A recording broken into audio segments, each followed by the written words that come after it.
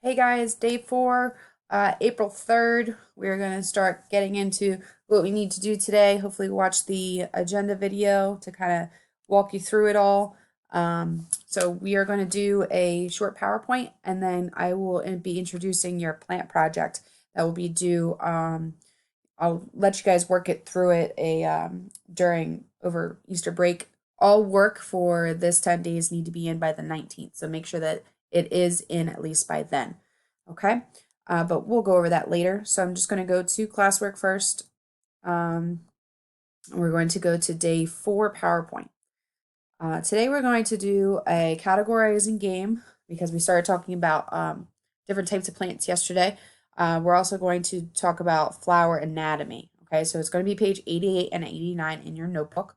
Hopefully you glued everything in, and we're going to get moving. All right, so hopefully you did. Also, when you are doing this, you could also go into Google Classroom and look at those pages in your textbook. Okay, the textbook pages are really great because you can read through and kind of get a little bit more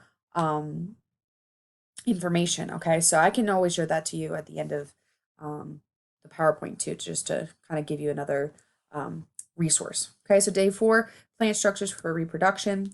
We're going to do the categorizing game on page 88, flower anatomy on page 89, and then I will introduce the plant project.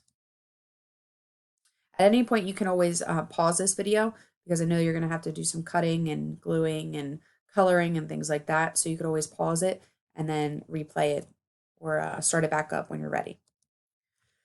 So we're going to be using this page here. Hopefully you did not lose it. If you did, all of the pages, the blank pages are on Google Classroom, so that way you can go back and print it out and then paste it into your notebook. Or you can always just write them all on a piece of paper and then glue them in that way. I'm okay with that.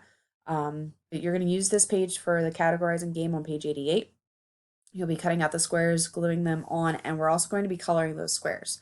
Okay, so very important that we're going to be coloring them to put them in a specific order, right? So how to categorize plants. We're going to color the squares the same as this PowerPoint. So make sure you're coloring them the same way. So non-vascular plants are going to be green. So you have non-vascular, rhizoids, spores, liverworts, and mosses. Non-vascular plants are like mosses. We talked about that in the last chapter. All right. Last chapter we talked about you should be coloring these right now in green. Last chapter we talked about types of plants and talked about non-vascular plants having no true leaves or roots or stems. They have structures that are called rhizoids, and the rhizoids actually anchor the plant into the ground and help absorb water. They can grow in very harsh and cold environments. They produce spores like we have here, okay? And mosses are an example of it. So that's why these are all going to be categorized in the same section. All right, so we have vascular plants. So we have seedless vascular plants, and angiosperms are considered vascular, okay? So seedless and ferns. So a seedless vascular plant, an example is a fern. So that's why vascular is going to be orange because that's kind of like its own section. Seedless fern, okay? Angiosperms have seeds in flowers and in fruit.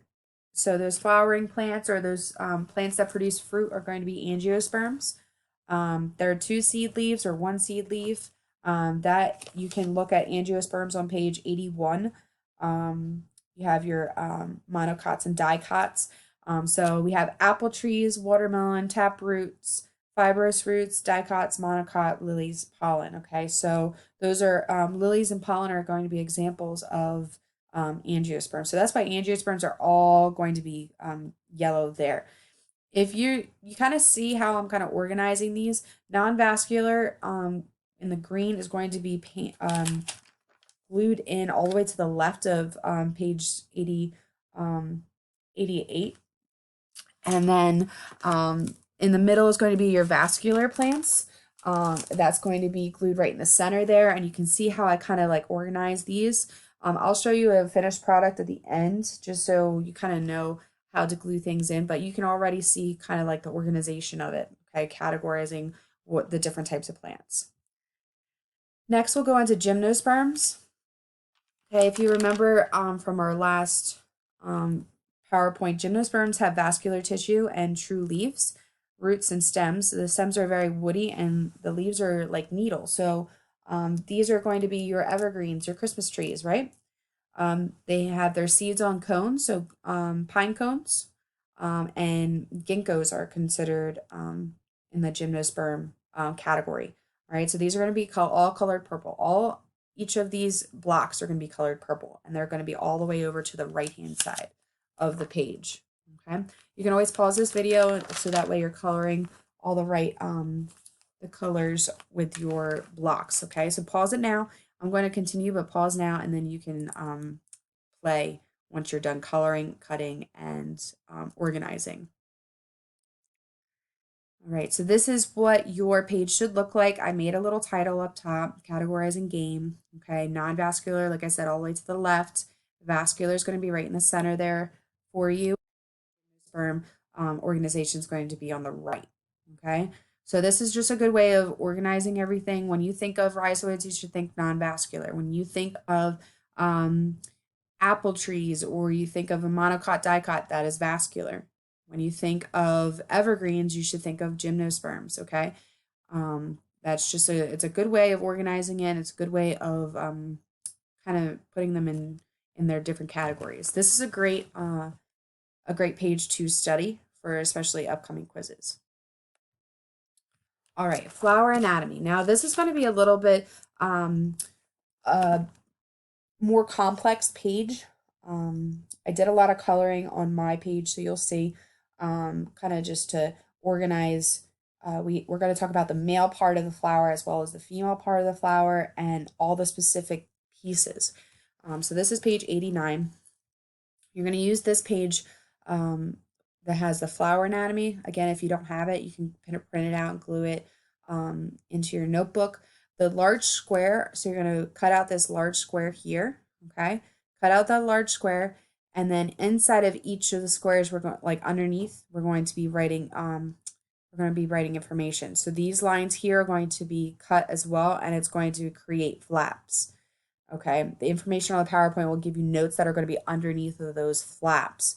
So whenever, say, stamen comes up, you're going to flip the flap and you're going to put it under there.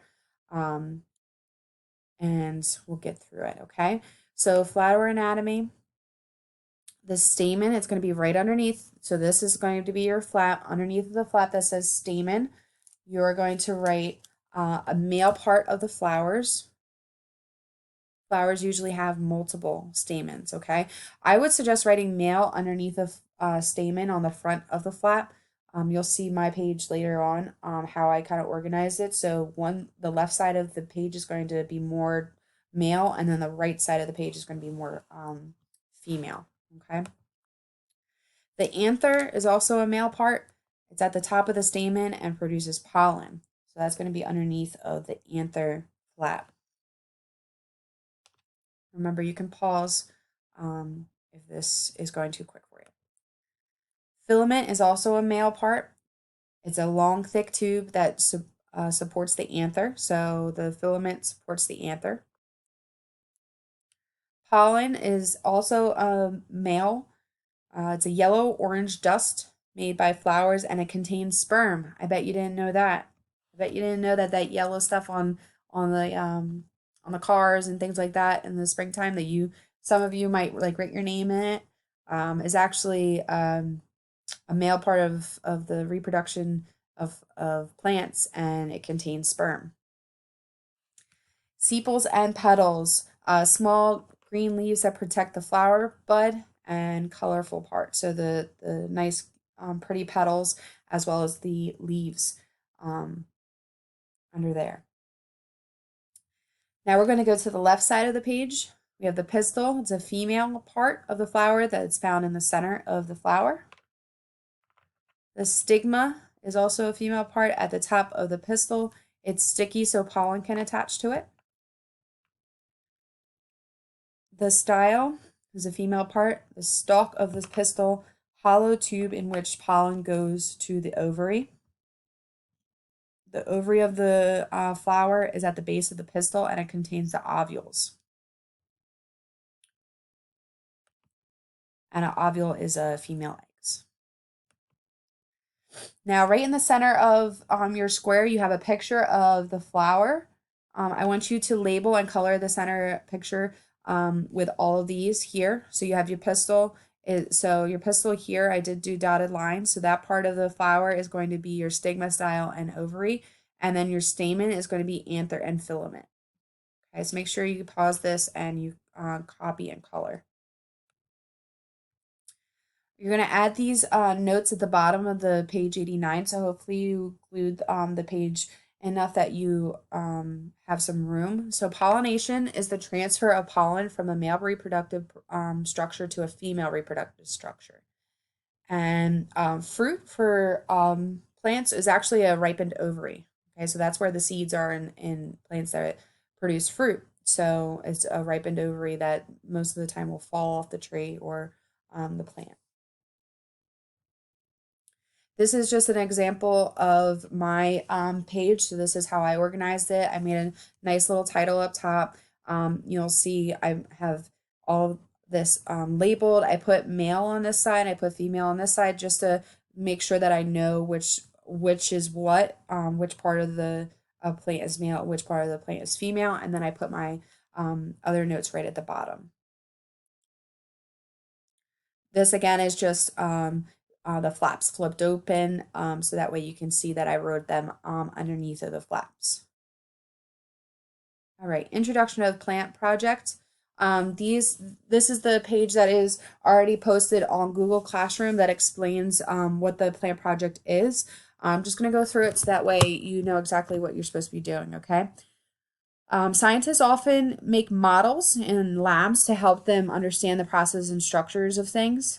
For this project, you will use your creativity and understanding of the structure of a flower. So we just went over the structure of a flower.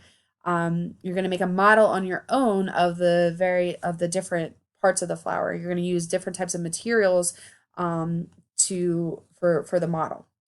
So materials that you might use. Various materials such as paper, plates, cups, containers covered with paper with no advertising. Make sure there's no advertising on that. You can use wire, strings, beads, buttons, cardboard, bottles, colored paper, pipe cleaners, yarn, glue and scissors, index cards. So how you're going to set this up is you're going to decide what materials you will be using to construct your flower. So you're going to need to have a stamen, an anther, a filament, a pollen maybe, the pistil, stigma, style, ovary, ovule. Okay, you're going to need to have all those parts of the plant in your display.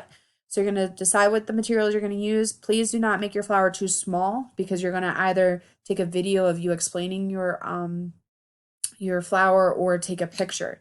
Okay, the flower you create should have these parts here. So sepals, petals, a stem, stigma, style, anther, filament. Make sure you have all of those parts.